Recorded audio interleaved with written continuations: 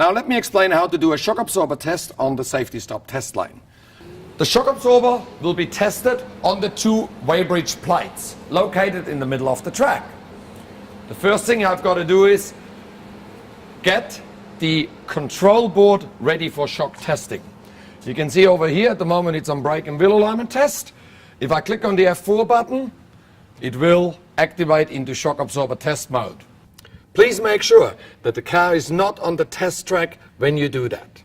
Place the front axle on the shock absorber test plates. I'll get in the car and I'll park the front wheels on these two plates.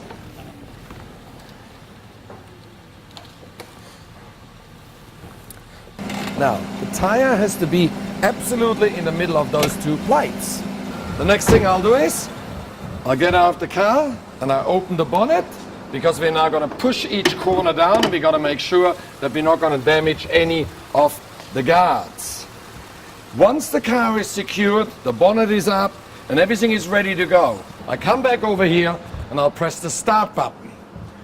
Once I press the start button, the shock absorber testing can start. I'm going to come over to the left hand side and I can stand anywhere on the test track except on the weighbridge. The next thing I do is I find a secure place to push down.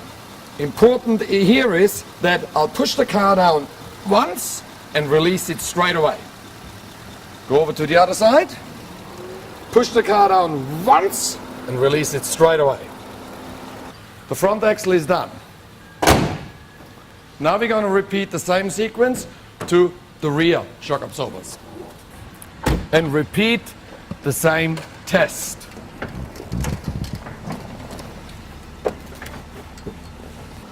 With the rear wheels, please do not pull the handbrake. The handbrake will stop the car from accurately bouncing. Again, I'll open the rear boot to make sure I got somewhere to push down. Once the car is ready for testing, I'll press the start button on the console. And the same thing will happen on the rear. I'll push down the left side first. One good push down, release it straight away. Press the right side once, release it straight away. Now, the shock test is finished. Okay, and there is our shock test result. You can see clearly on the front axle, the car has only got 1% difference between left and right. Both shock absorbers are working absolutely to maximum performance. We pushed the car down once, it came back up and stopped bouncing straight away. On the rear shocks are a little bit softer.